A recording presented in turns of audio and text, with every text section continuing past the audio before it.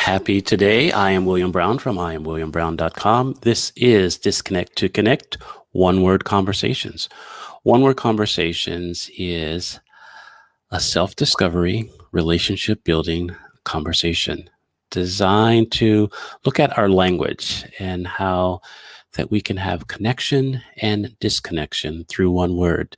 Because words don't just come with definitions. Words also come with stories, expectations, hurts, disappointments, and also a little bit of joy. But sometimes our miscommunication is our understanding of that one word. So the more that we're willing to have these one word conversations, the more that we can learn more about ourselves and the other person and strengthen our relationships. One Word Conversation is brought to you by I Am William Brown, a place to be yourself and live your life. One way that I spotlight what's available at IamWilliamBrown.com is our U cards. Our U cards are intention setting cards. They are journal prompts, and they're also a game. So go to IamWilliamBrown.com store and get your deck today. So the cards that I picked to set the intention for this conversation is I am heard, you are full of joy, and the quote card is it's you I like. So with that being set, this is the moment where I invite you to like, share, add comments, ask questions, subscribe to all those things to let me know that this conversation is of value to you and also that you're a part of it. So the conversation that we're having today is around the word empathy. And there's a lot of ways that this word shows up and doesn't show up for me. So that's why we're having this conversation today. And so I invited a guest in so we can have a conversation.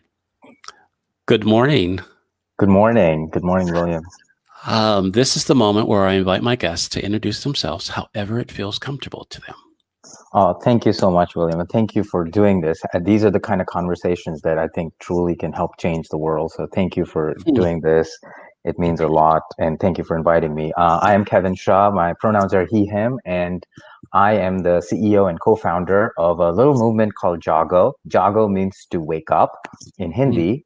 And we're really working hard to create a world where people seek to understand each other, where people are working to build a community where empathy and curiosity is a daily habit, and it's not just a privilege and not just a one-time thing. It's something that we do when we use empathy to create that community and create that world where people seek to truly understand each other. Wow. Sometimes I'm also called Captain Empathy. Sorry. Okay, Captain, right? So, how does the word empathy land for you? Wow, the word empathy came out of sort of this necessity in a way to differentiate myself, as a necessity to find my footing. I'm an immigrant in the United States, growing up as a gay man in India, and then coming to United States. I really had to fight, work hard. I realized coming to United States, I went from a first class privileged person in India to coming to the United States, where actually, I remember one of my first experiences was being in a college university quad, someone calling me a terrorist publicly. Wow. And so for me, I had to understand people. I had to, and there was a constant battle. It was like, okay, how do I make myself in a way that people want? And not in a negative way, not like, oh, I want to change myself, but like, what are they expecting? What are they thinking? What are they trying to achieve? Or how can I help them? And that forced me to sort of start practicing empathy. It's like, okay, why do they care about what I'm about to say? Why do they care about what I'm about to do or what I'm about to offer? And that why led me to really find empathy. And then that led me to realized that that could actually be a differentiator for me in a world that's so Mm, competitive, with everyone's trying to go for the resources that are available, the jobs that are available. And coming in as an immigrant and graduating in 2009, right after the big financial crisis and the collapse, where jobs were not available, especially for people, immigrants, mm, differentiating myself through empathy really was powerful. And I sort of started harnessing this superpower I call for empathy. Um, and that's when I found empathy, and it's sort of been um, my secret weapon, so to speak. mm. No, I totally get that, and it's really um, it's really interesting because in some cases I went another route, right? How empathy lands for me is that it is something that in some cases it felt like it was holding me back, like I was using that to kind of understand someone else Mm, instead of just um, acknowledging that um, I guess their humanity. yeah. Let's just say that I'm trying. So I would always say things like, I don't want to look for empathy. I Hmm. want to just extend grace. Mm, And what I'm starting to realize by having conversations with people like yourself and really just having a listening for is that empathy is a step before grace. hmm. And I don't and by me bypassing empathy, I was missing an opportunity to really being with other people. I can Mm, acknowledge other people, but if I'm not with them, then yeah. I miss them, right? And so really taking on understanding, appreciating, like you were saying, hearing their story, because like I said, there was a lot of stories that I just didn't want to hear. It's like, Yeah. you know, I Yeah. I can care less. You just need to be Yeah. nicer to me, right? Yeah. I mean, it's just all that other kind of stuff. So I can really now see how empathy is a superpower, is a differentiator because I'm willing to sit in difficult, messy, painful kind of confusion Yep. with humans, right? Right? Yeah. No, what you said, absolutely. I like how you said, like, willing to sit in with that human. And if you think about it, when you were saying extending grace or showing kindness, or even like a lot of sympathy is the most common thing that humans do to each other. Right, When it comes to this form, when interacting. But one of the things that really is important is we self empathy, and then understanding, like, we are all trying to get understood ourselves. We want right, other people to understand ourselves. So what we're asking for just naturally is empathy, and we mm, don't realize it. And then the way we can get empathy is that if you empathize with someone else, naturally the next thing they would do is empathize with you, and right, then you can actually understand each other. And right, that's how simple it became for me. Like, and to me it seems so obvious, and when I tell people, it's like, whoa, it's sort of, sometimes people are like, oh, that's mind-blowing, or that's really interesting. But right, to me, because I've been practicing and I saw this happen so well. Just as simple things like, uh, I changed my accent, for example, to talk to people so they could understand me better, and right, made them more comfortable, which sort of slowly takes their guard down. People right, that defense. Now, some people might say that that's a way you're changing yourself, you're changing your reality. I'm like, right, no, actually, I'm still who I am, and I'm making these right, choices to help mm, myself and help you and help the community. right. Oh, I totally get that because I have a conversation around, living beyond our labels, right? Hmm. And just really, acknowledging, whatever label that comes up, but at the same time, not allowing whatever label that is shown up for me to get in the way of communicating.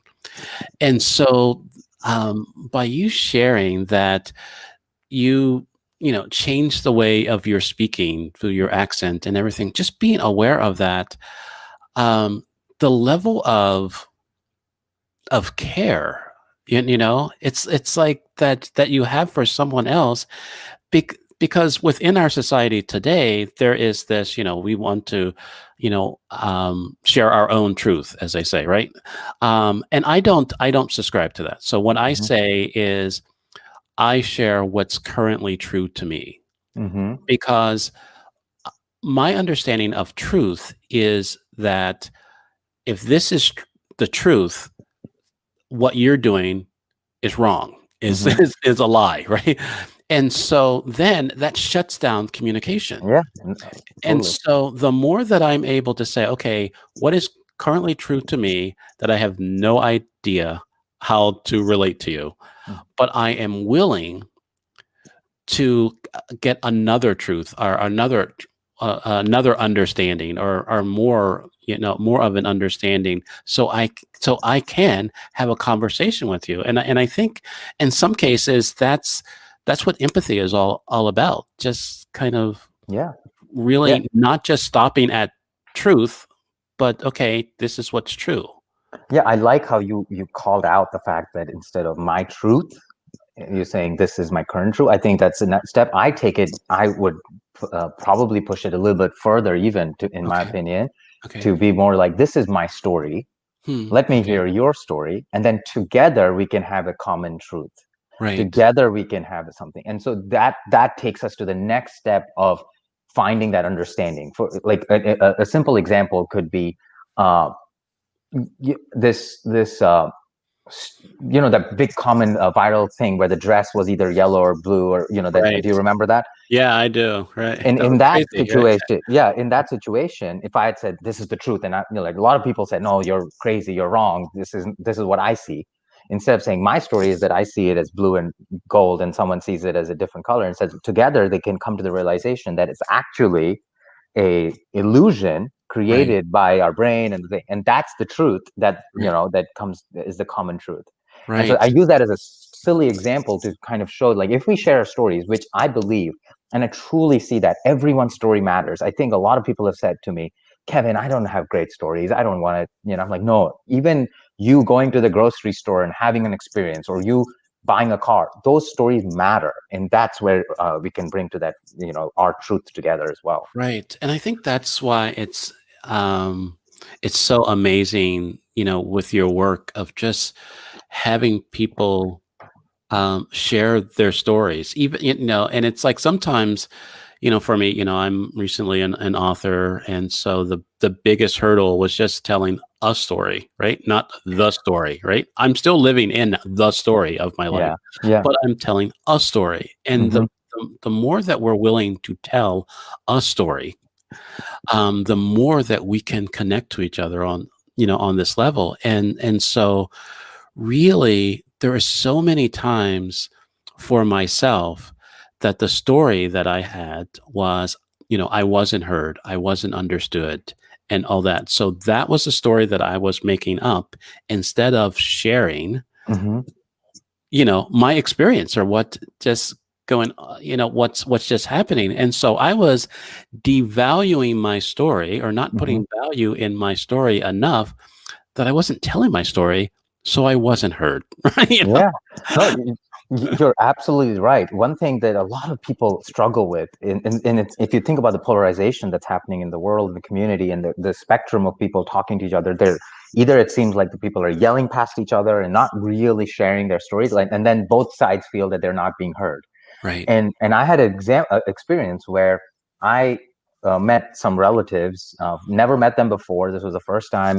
I was on a business trip, and I went to dinner with them. I met them, and I sat down to have dinner with them, and I learned that that they supported building a wall Mm. on the Mexico border. Now, I'm an immigrant, so all I did is, instead of saying you're wrong and that's not going to help, and here's a regurgitating of things that Right. I believe are facts and they don't, or whatever that might be. I Right. just shared my story, where I am an immigrant and I went through the interview process when I applied for my green card in Florida, and how the officer treated me in a really bad way, like, because I'm gay.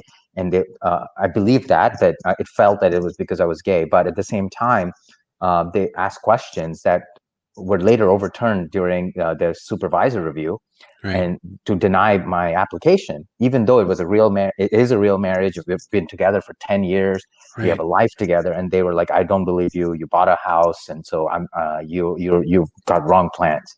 Right. And when I shared my story and how much money and time I'd spent through the legal immigration process, it took me 10 years to Mm. become a US citizen, and $30,000 over that time. Mm.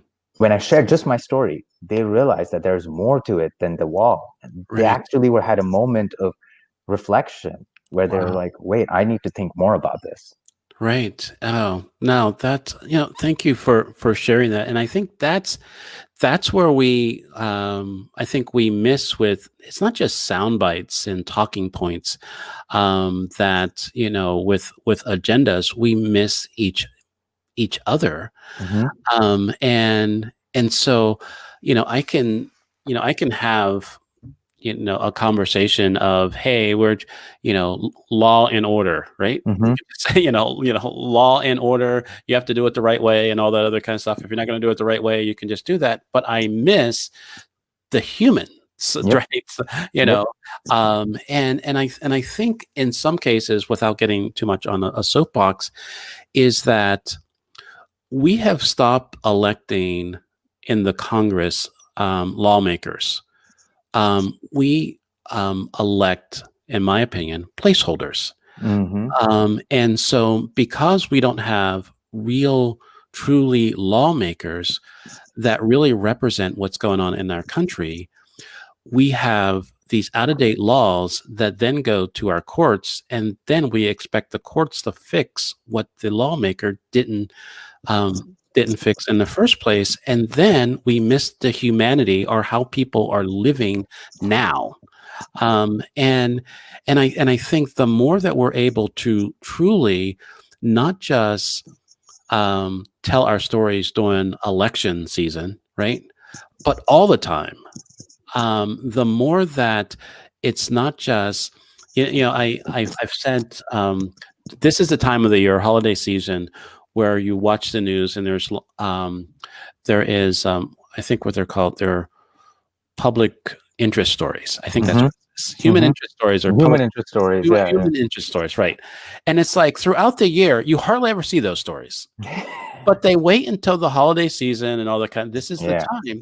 And I think what you're doing, or what you're inviting us to do by really embracing empathy, is to have human interest stories all the time, right? Yeah. Yeah.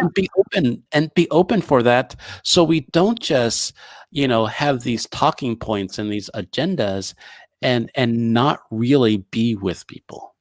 I love how you put that.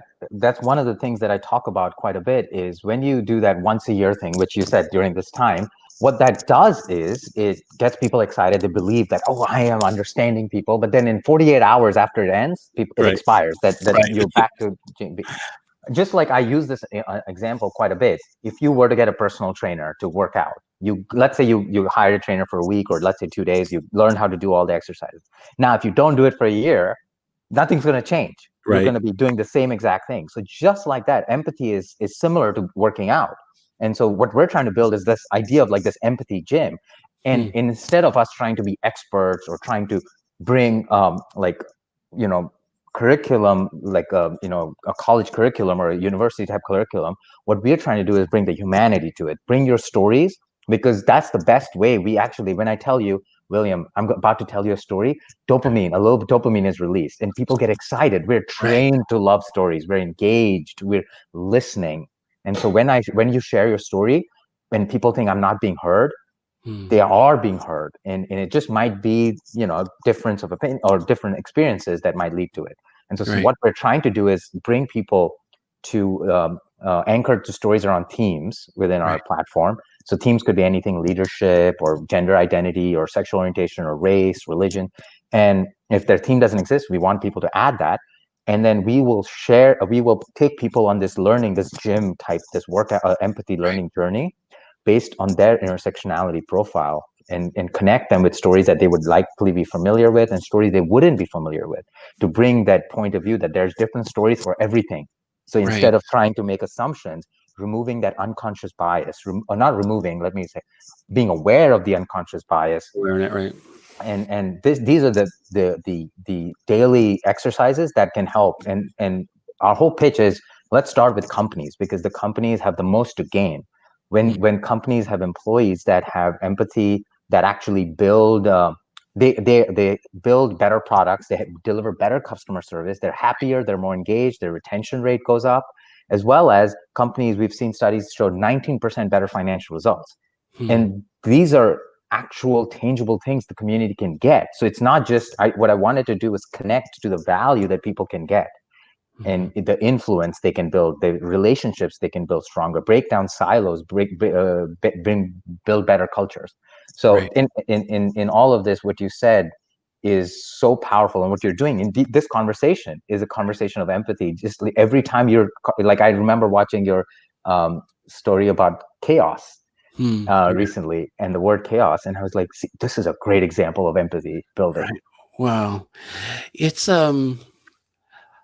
it's it just this show just really by you sharing that, it's like, okay, now I'm starting to understand what this show is all about. I have been in an empathy gym for for over Yeah, 200 episodes. I didn't yeah, even know it, right? yeah. You have been. Yeah, It's absolutely.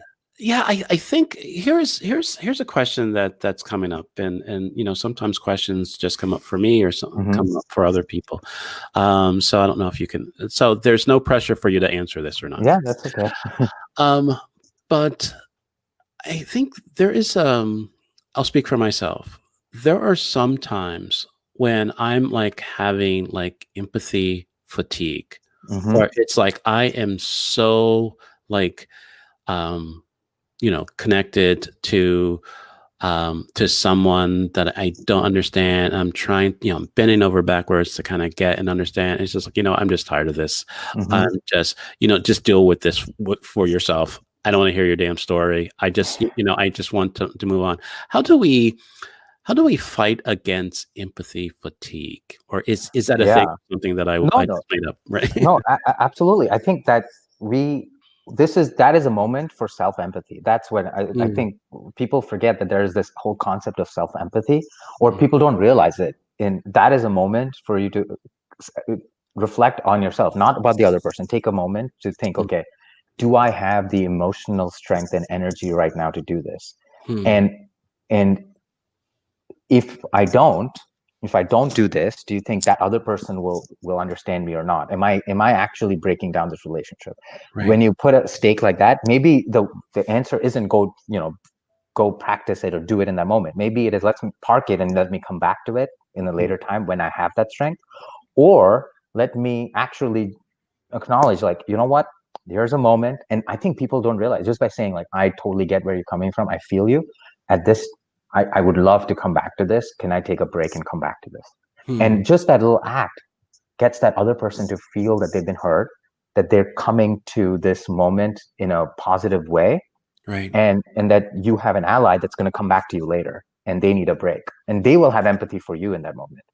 So Mm, self empathy is a way to fight that fatigue. I have a story from last night. I was sitting and watching TV, and I was going through Instagram, and I had a friend who had mm, posted something political, and part of it was making fun of someone's looks, mm, part of it. And I don't like that. We shouldn't, even someone you hate, we shouldn't make fun of their looks or their body or any of those things. We should criticize their actions, or we should work on that part, but not make fun of people's looks or bodies. And when they did that, I was like, I had a moment where I was like, oh, do I have the energy to engage? Do I really want to do this? mm, And what ended up happening is, I was like, you know what? I care about this friend. This is someone I love, I respect. So let me send a note.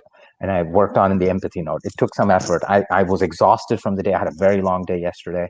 mm, And then what ended up happening was, it turned into a really positive experience, because mm, the person responded, engaged. It was 1 o'clock their time, but they still responded, engaged. And we ended up building a stronger relationship because of that. mm. And Wow. so that, I fought through my fatigue in that moment, but there are moments where I don't, and I just say, you know what, I'll come back to it later. Hmm. Yeah, I just asking. There is there's sometimes I'll ask myself the question, it's like, do I want to deal with this? Mm-hmm. And I don't think that's the right question, right? Because most of the times the answer to that is no. Mm-hmm. So it's like, do I have the energy to Mm-hmm. show up, Mm-hmm. with empathy? I mean, with Yeah. that's a totally different question. Yeah, it is. And so then the engagement, then there can be a conversation like you did. And um I'm probably, you could probably teach a class on, writing an empathy letter, or post, or something, or kind of just sitting with it. Most of the times, people, we just respond, right? Mm-hmm. We just, it's like, okay, I'm going to stand up for what's right and just respond with no empathy in there. Mm-hmm. And then there is this feel, for me, there's this feeling of self-righteousness that then causes more harm Mm-hmm. than healing. And so, and so the other question that is coming up, how can we stand up for what's right, right? Yep. Our beliefs or our values, and still have a level of empathy Mm-hmm. to um, to engage. Yeah. I love what you use, the word we. Like that is a very important one in this conversation, because the way I engage is there's lots of moments where I have to type something and then I have to backspace, backspace, backspace. I'm like, no, no, no, no, Right. that's not right. And that's okay. One thing people should be okay with is making mistakes, or correcting themselves, or asking for. I use my husband as this support, like my editor. I call him my editor. Right. He edits my life, he edits me, and he's made me 100,000 times better. And I use the word we. So when I'm engaging online on platforms or trying to push back, instead of saying you are doing this wrong or this, I would say it would be better if we said this thing in a different way, or Hmm. we didn't do this. So what that does is that naturally puts us in them in the same community, in the same boat, in the same mission, and Right. it Wow. brings down the guard. So if we start using we, they might come across as, oh, so they're saying we are all on the same path, we believe in the same things, we're common, we're Right. humans, and now we shouldn't do this. And it removes it sort of breaks down some of that defense mechanisms that people put up. Right. Oh, yeah. It's kind of, it's kind of very interesting, because sometimes in the past, I would intentionally use we, um, to kind of hide my Mm-hmm. true feelings, right? But now, the way you introduced it for me, it's like, now I'm not hiding, I'm including. I'm Yeah. in really, it's really part of being with and understand. There has been some, so like I said, I can look at some, past posts that I put, that I will say we, um, because I wanted to recognize, but I didn't recognize that that's what I was doing. Yeah. I just thought that, it's like, okay, it's kind of softening the blow for that, but it's also giving them the space to be in it. Yeah. And wow, that I, is I, I love your word choice, William. You said the word included, and I know I picked up we, I picked up included, because you're just hitting on the right word choice. Is what empathy delivers. Is when you work on empathy, companies are working on DEI initiatives, or trying to include people and build diversity. And companies currently spend $8 billion annually in US alone, and only 10% of them say that it is effective. And in fact, data is showing that it's not as effective. right, And because it's this lack of daily practice, it's the lack of this empathy gym. And when you practice empathy, you naturally bring people in, you include, you help build that belonging. right, And that's one of the best effects that you can do. And I mentioned this recently. I was saying one of the first acts of inclusion that we all feel is when someone says, like you did this in the beginning of this session, when you said, Kevin, I invite you to introduce yourself. That's an act of inclusion. I mm, felt included. In that moment, I felt included in your space. I was with you. But and then there's moments where we've all felt that exclusion, where someone forgets to introduce us when we're right, talking, and then we're like, "Oh, I'm sorry, sorry, let me introduce you," or something. right. Think about that act of exclusion, Hmm. that feeling that we feel. A lot of people, and I'm sure you felt this a lot more queer people, people of color, indigenous people, trans people, people with disabilities, they feel that exclusion so much in workplaces and different spaces. And just the idea of practicing empathy can bring in people and make them feel included. And your post, like you said, you've been using the word we and including people. Now you can start seeing it with more intent. And even this amazing show that you have put together, One Word Conversations, brilliant idea. It's such a way to include so many different people and build empathy in the community. Right. Well, it's like I don't want to take credit because I'm going to like I feel the need to make a couple confessions here. But I think and so here, the one reason why I allow people to introduce themselves is because I usually butcher people's names and like miss stuff. So I was like, okay, I'm not going to do that. So my fear of like doing something wrong caused me basically, I kind of like backed into this inclusive way of being with people. And so the more that I am able, and that's the reason why I confess that is Mm-hmm. because I can get rid of the shame for myself, right?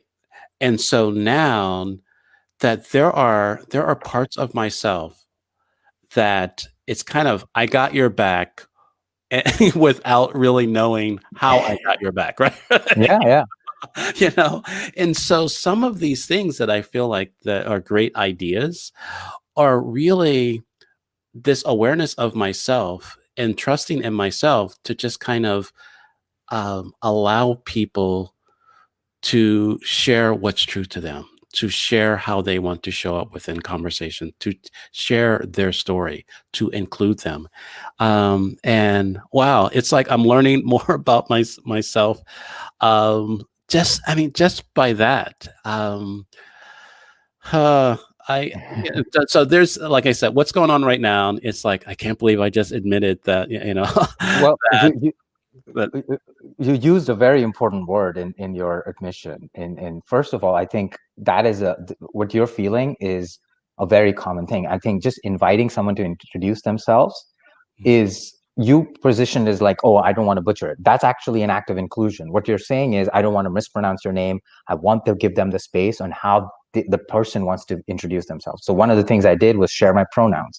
Mm, This allowed me a space to do that mm, instead of other people putting how I choose to identify or how I choose to prefer. So you're actually doing it.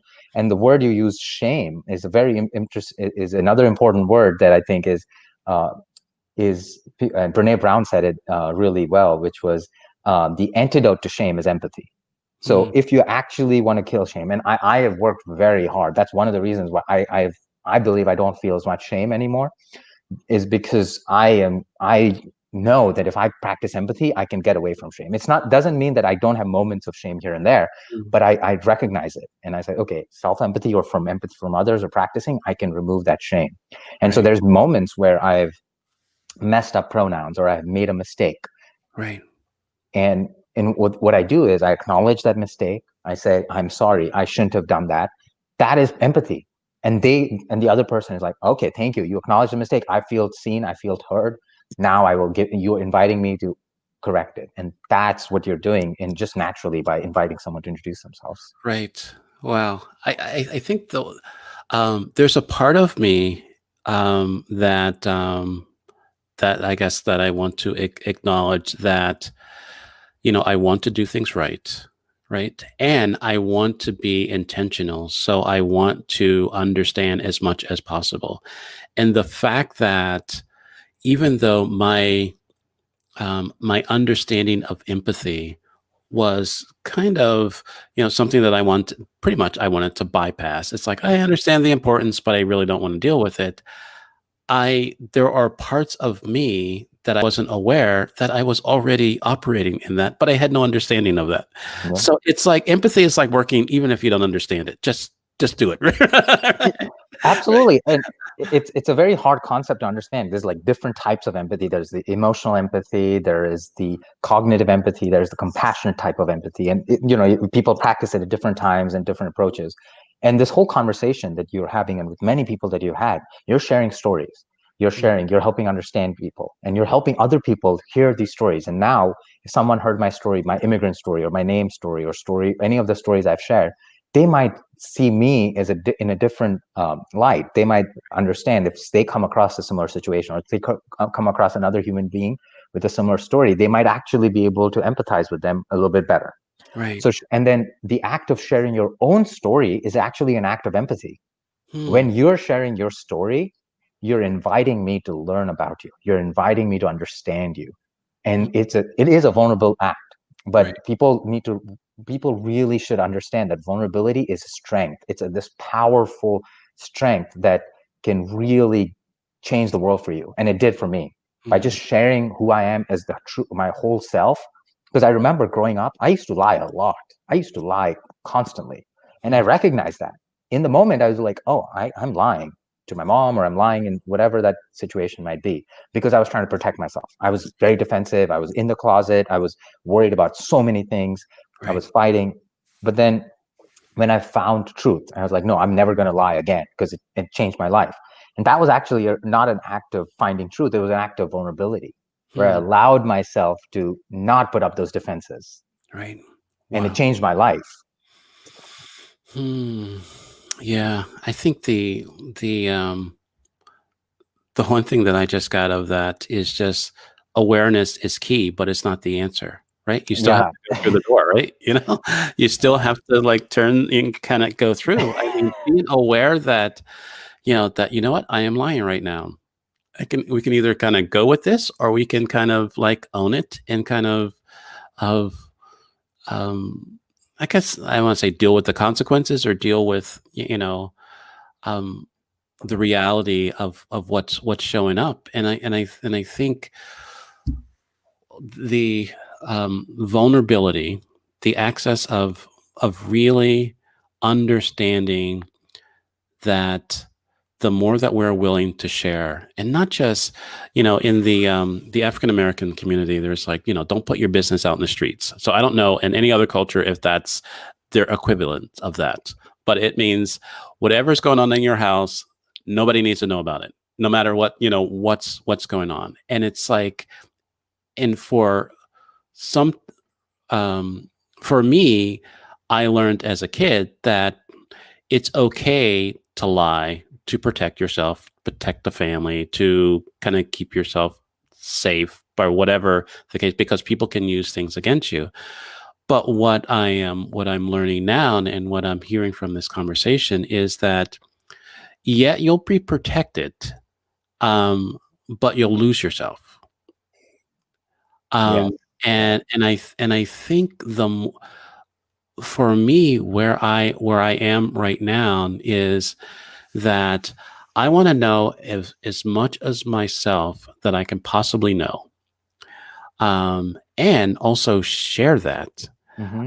so I can, show up, in this world. And I think vulnerability, and not just be willing to, um, share my story, but to listen, have a listening for other people's story, um, is I think is the, the word that was coming was antidote, right? Yeah. To all of everything that's going on right now. And it just feels like, um, the energy is that people are just so concerned, are kind of upset with, um,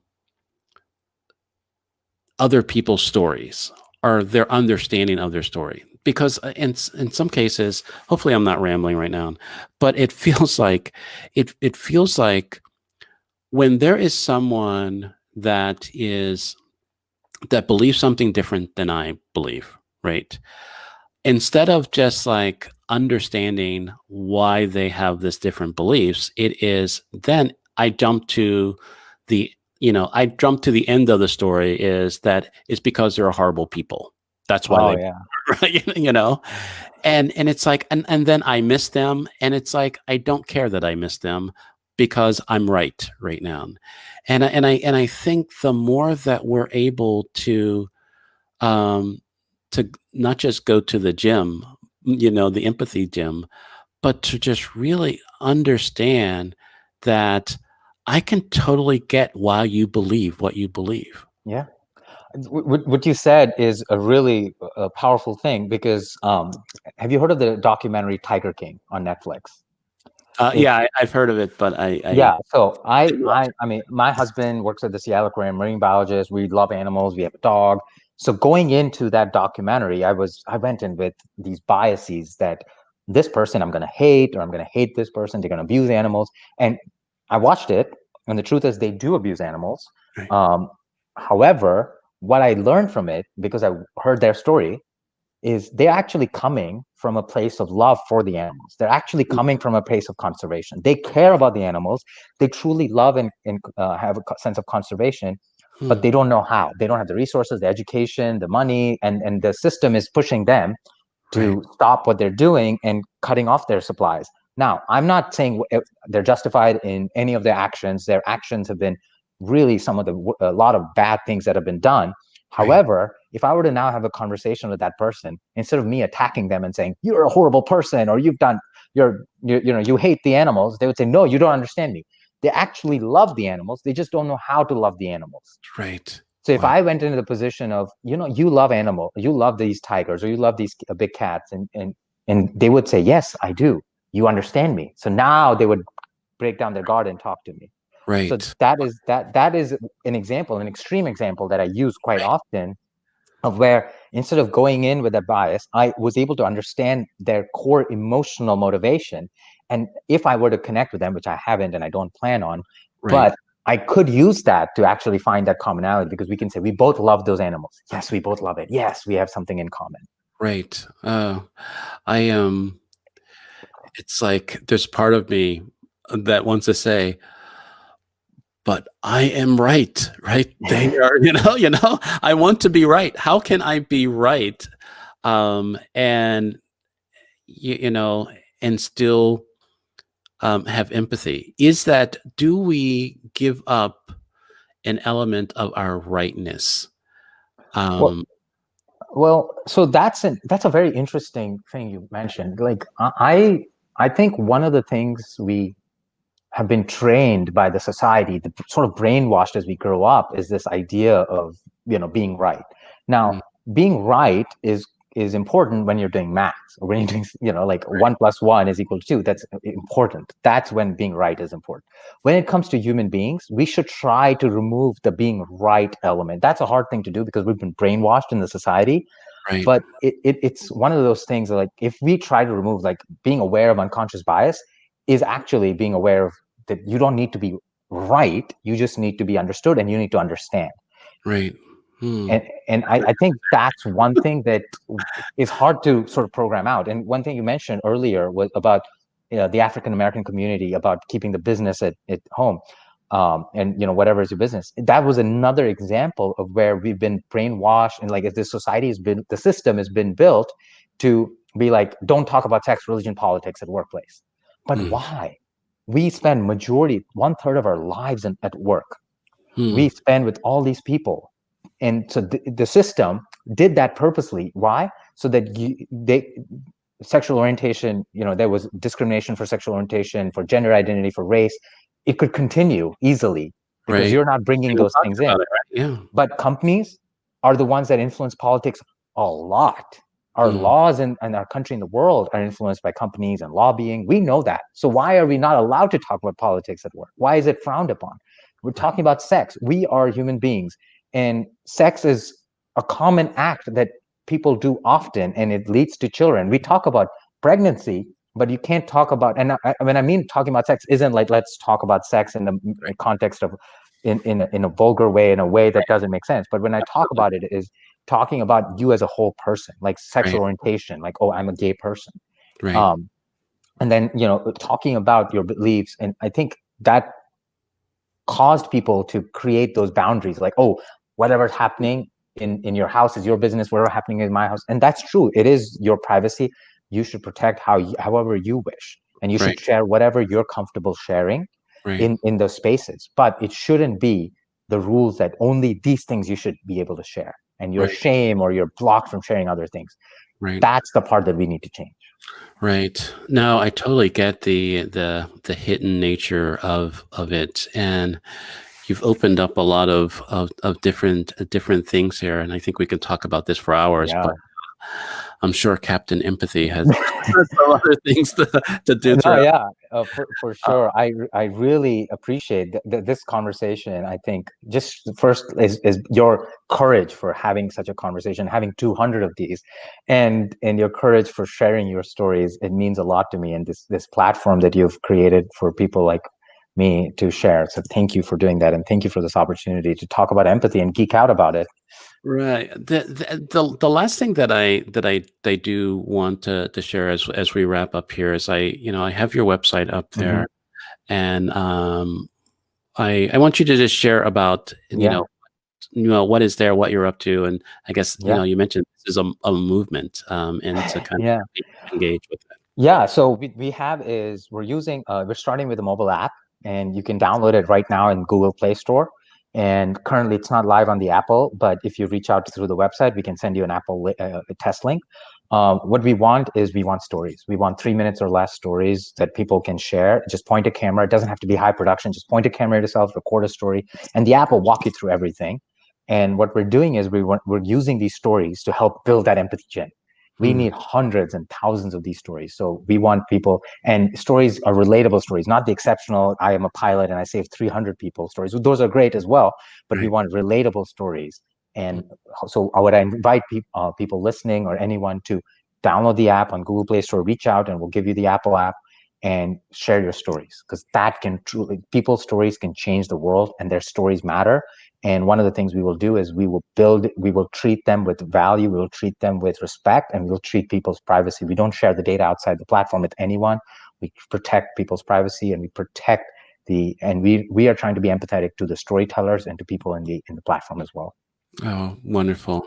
Well, Kevin, thank you very much for being here. This is, I feel like now I can now stop saying that I don't have a lot of empathy. Right? I Yeah, just wasn't aware, of how much that I have. I typically say our goodbyes within the green room. If you're able to stay, that would be great. yeah. Thank you for this opportunity, and thank you everyone. Oh, wonderful.